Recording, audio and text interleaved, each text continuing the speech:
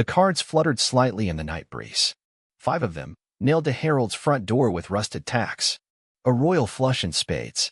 Moonlight caught the edges, revealing their unnatural texture, too soft, too pliable. Harold squinted, leaning closer. His arthritic fingers reached out, trembling as they touched the jack of spades. The card felt warm, supple. Wrong. Harold recoiled, stumbling backward off his porch steps.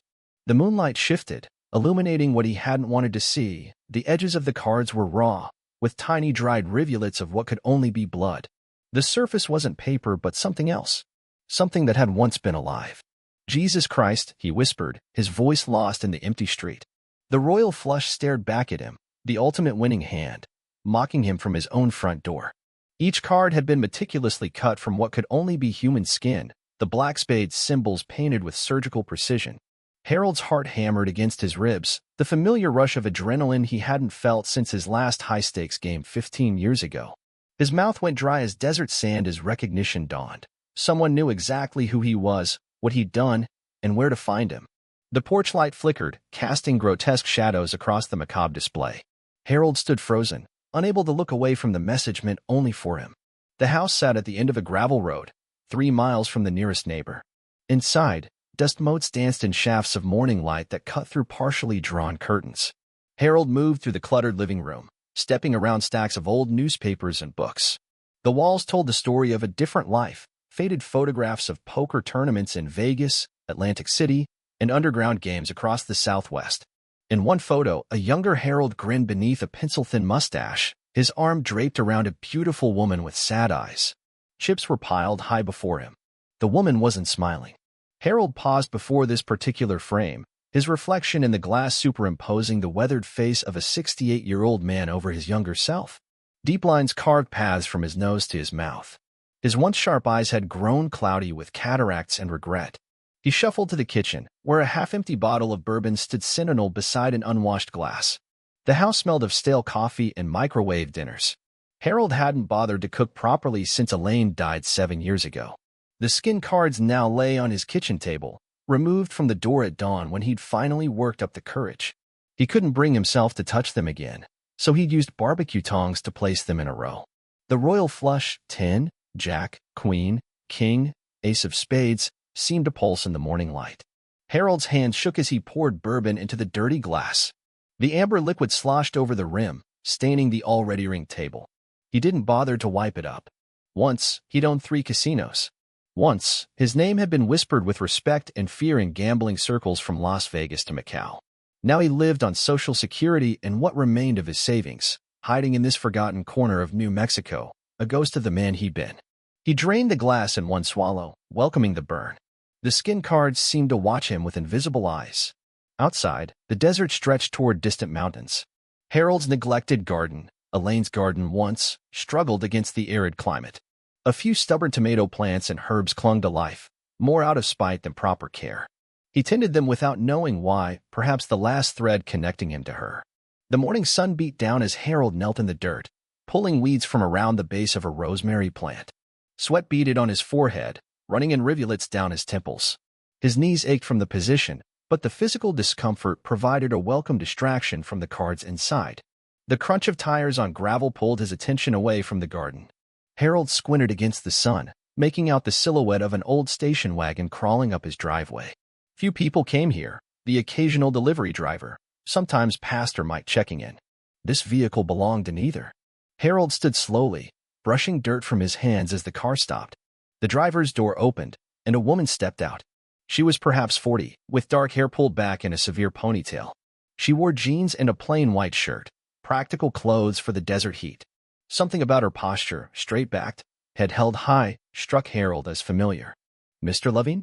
Her voice carried across the yard, clear and confident. Harold nodded, suddenly conscious of his stained shirt and unwashed hair. "My name is Clara." She approached, stopping a respectful distance away. "I have something for you." From her pocket, she produced an envelope, cream-colored and expensive-looking. A wax seal held it closed, deep red, impressed with the image of a playing card. The Ace of Spades. Harold's mouth went dry. "What is this?"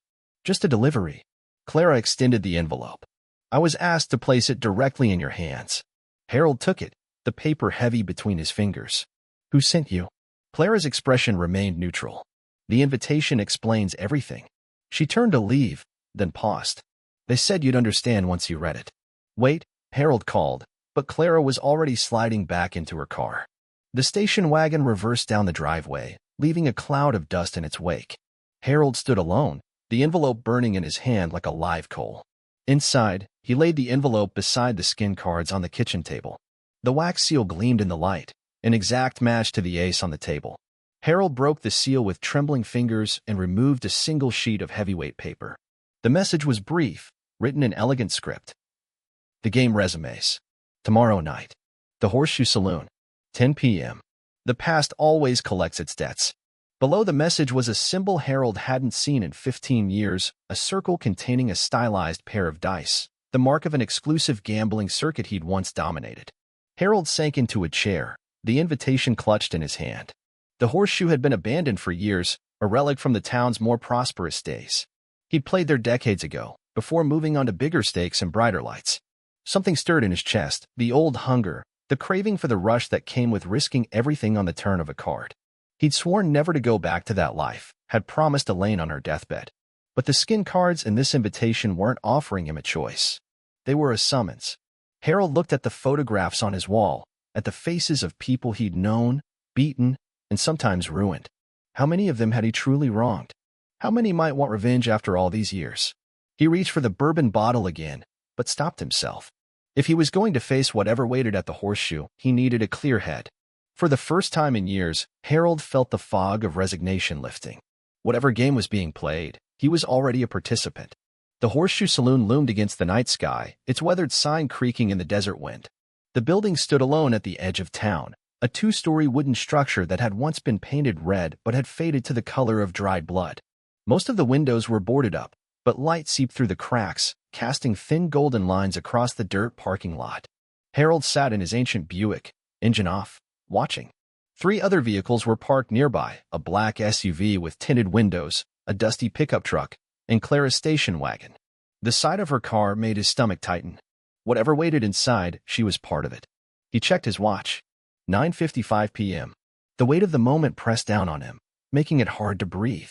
In the passenger seat lay a small revolver, a relic from his days moving money between games. Harold hadn't fired it in years, wasn't sure it would even work, but its presence provided a thin veneer of security. At exactly 10 o'clock, Harold stepped out of his car. The night air carried the scent of sage and dust. He left the gun behind, bringing it felt like an admission of fear.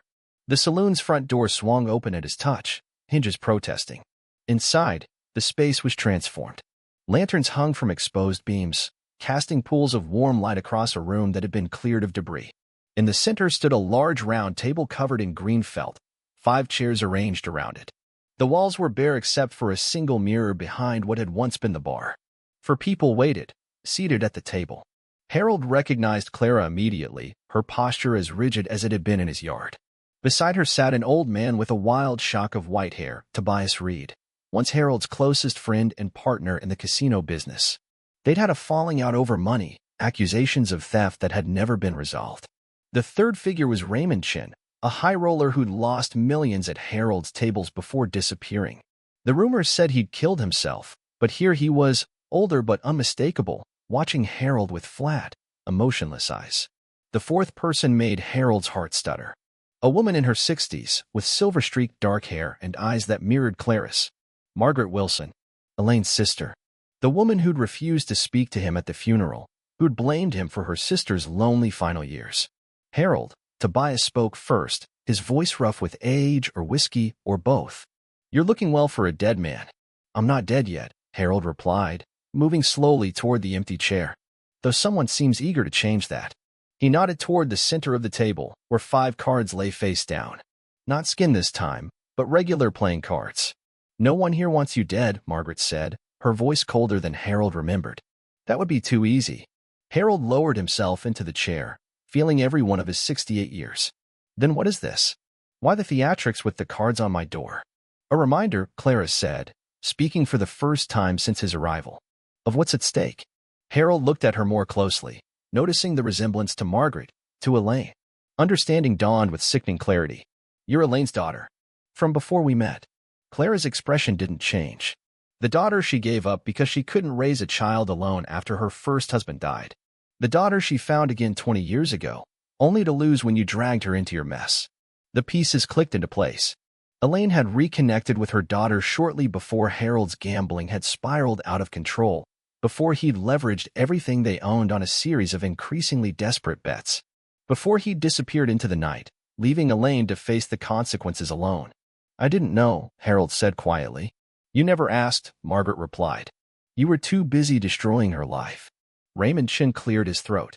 "We're not here to rehash old grievances. We're here to play." He gestured to the cards. "One hand. Winner takes all." Harold looked around the table at these faces from his past. "What's the stake?" Tobias smiled, revealing tobacco-stained teeth. "The only thing you have left." "Your soul, Harold? Your peace." Clara reached beneath the table and produced a wooden box. She opened it, revealing 5 cards, skin cards, identical to those that had been nailed to Harold's door. "These are blank," she explained. "By the end of the night, they'll tell the truth about who you really are." Harold's mouth went dry. "And if I refuse to play?" "Then you forfeit," Margaret said simply. "And we take what we came for anyway." The choice wasn't really a choice at all. Harold nodded toward the cards on the table. "Deal." Tobias gathered the cards, his fingers surprisingly nimble as he shuffled. The sound filled the room, the soft whisper of pasteboard sliding against pasteboard. He dealt 5 cards to each player, the movements precise and practiced. Harold picked up his hand. 2 pair 8s and queens. A decent starting hand, but nothing spectacular. Across the table, the others studied their cards, faces impassive. The first round of betting began with Raymond, who pushed a single chip forward. Not money, the chip was made of bone, yellowed with age. "Memory," Raymond said quietly. "That's what I wager." One by one, they matched his bet, each placing a bone chip in the center. When it came to Harold, Clara pushed a chip toward him. He hesitated before adding it to the pot. "I'll see your memory," he said, "and raise your regret." He placed a second chip beside the first. The betting continued, the stakes rising with each round. Not money, but something more valuable, moments of truth, confessions, pieces of the past that had been buried and forgotten. As the hand progressed, Harold began to understand. This wasn't about revenge, not exactly. It was about accounting, a reckoning of all that had been lost. The cards seemed to burn in his hands. With each discard and draw, the hand evolved. Harold found himself playing not just the cards but the people across from him, reading their tells just as he had years ago. Tobias still rubbed his left eyebrow when bluffing. Raymond's breathing changed when he drew a card he wanted. By the final round, Harold held 3 queens, a strong hand, but not unbeatable. The pot had grown, filled with chips and whispered confessions. Memories of Elaine, of promises broken, of the night Harold had walked away with what remained of their money, believing he could win it all back. "I'm all in," Clara said, pushing her remaining chips forward. Her eyes locked with Harold's, challenging him. One by one, the others folded until only Harold and Clara remained. He studied her face, Elaine's cheekbones, Elaine's determined mouth. The daughter he might have known in another life. "Call," Harold said, matching her bet. "Let's see what you've got." Clara laid down her cards. For kings. A powerful hand, nearly unbeatable. Harold revealed his 3 queens. "You win," he said simply. Clara's expression didn't change as she collected the pot. "There's more," she said. "Follow me." She stood and moved toward a door at the back of the saloon. Harold hesitated, then followed, aware of the others watching in silence. The back room was small, lit by a single lantern. A table stood against one wall, covered with objects Harold recognized, old ledgers from his casinos, photographs, letters. And in the center, a collection of skin cards, dozens of them, arranged in neat rows. "What is this?" Harold asked, his voice barely a whisper. Clara picked up a small leather-bound book. "Elaine's journal. She kept it during those last years, after you disappeared. After she got sick." She handed it to Harold, who took it with trembling hands. The pages were filled with Elaine's handwriting, growing shakier toward the end. He read passages at random, each one a knife to his heart. "Harold took everything when he left. Not just the money or the house, but my dignity. My future. I don't hate him for the gambling. I hate him for the lies. For making me believe I mattered more than the next hand. The doctors say 6 months. Clara wants me to try another treatment. But what's the point? I'm tired of fighting. Harold always said no when to fold. I dream of him sometimes, coming back with apologies and explanations. In the dreams, I forgive him. When I wake up, I remember why I can't. Harold closed the journal, unable to read more. Why show me this now? Why not years ago? Because you weren't ready to see it, Clara said. You were still hiding, still pretending you were the victim of bad luck rather than your own choices. She moved to the table and picked up one of the skin cards. These aren't human skin. They're pig skin, treated to look authentic. A metaphor, not a threat. She handed it to him. The real horror isn't what was on your door. It's what you left behind. Harold held the card, feeling its weight. The royal flush on my door. A winning hand you never saw, Margaret said from the doorway. Elaine needed you, and you were chasing the next big score. Harold looked around the room, at the evidence of his failures laid bare. What happens now? Tobias stepped forward. Now we finish the game. One last hand. They returned to the main room, where the table had been cleared except for the 5 blank skin cards. Clara arranged them in a circle and produced a small knife. The rules are simple, she explained. We each take one card and write on it, a truth, a confession, a piece of ourselves we've kept hidden. Then we deal them out, one final hand. Harold watched as each person took a card and the knife, cutting into the surface to inscribe their message. When his turn came, he hesitated, the knife heavy in his hand. What truth could possibly matter now? What confession could make amends for all he'd done? The answer came to him as he looked at Clara, at the daughter who had lost her mother twice, once to adoption, once to him. Harold pressed the knife into the card and began to write. When all 5 cards had been inscribed, Tobias gathered them and shuffled. The deal was slow, deliberate. Each person received 1 card. Harold turned his over. The message was in Margaret's handwriting. I told Elaine to leave you years before she got sick. She refused. She loved you until the end. Around the table, the others read their cards in silence. Clara's eyes filled with tears as she stared at the card before her, Harold's card, bearing his confession. I knew about you, he had written. Elaine told me she had found her daughter again. I was afraid you would take her from me, so I convinced her to wait before telling you she was sick. By the time she did, it was too late for goodbyes. This is the sin I could never face. Clara looked up, her face a mask of pain and rage. You knew? You kept her from me when she was dying. Harold nodded, unable to speak. The truth, finally spoken, left him hollow. The silence stretched, broken only by the sound of the wind outside. Finally, Raymond spoke. The game is over. We have our answers. One by one, they stood. Tobias placed a hand on Harold's shoulder, neither comforting nor condemning. Margaret wouldn't look at him. Raymond nodded once before walking away. Only Clara remained, the skin card clutched in her hand. Was this worth it? She asked. Keeping her from me? Keeping yourself from her when she needed you most? Harold shook his head. Nothing was worth it. Not the money, not the games, not the running away. He reached into his pocket and pulled out his wallet, removing a worn photograph. This is all I have left of her. The photo showed Elaine in their garden, smiling despite everything. Harold held it out to Clara. You should have this. You're her daughter. You're what mattered to her. Clara looked at the photo but didn't take it. Keep it. You need the reminder more than I do. She stood. We won't see each other again, Harold. Whatever happens now, you face it alone. She walked away, following the others into the night. Harold remained at the table, surrounded by the remnants of the game, the cards, the confessions, the weight of all he'd lost. Dawn broke over the desert, painting the sky in shades of pink and gold. Harold stood in his yard, a shovel in his hands, a small wooden box at his feet. Inside the box lay the 5 skin cards from the night before, each bearing its message of truth. He dug a hole beside Elaine's rosemary plant, the soil giving way reluctantly beneath the shovel. When it was deep enough, he placed the box inside and covered it with earth. From his pocket, he took a smooth river stone he'd carried for years, a gift from Elaine on their first anniversary. He placed it atop the freshly turned soil, a marker for what lay beneath. The house behind him seemed different in the morning light, not a hiding place anymore, but simply a house. The photographs on the walls were just paper and memory, not ghosts demanding penance. Harold walked to the porch and sat on the steps, watching as the sun climbed higher. The royal flush was gone from his door, the nail holes the only evidence it had ever been there. He would fill them later, sand the wood smooth again.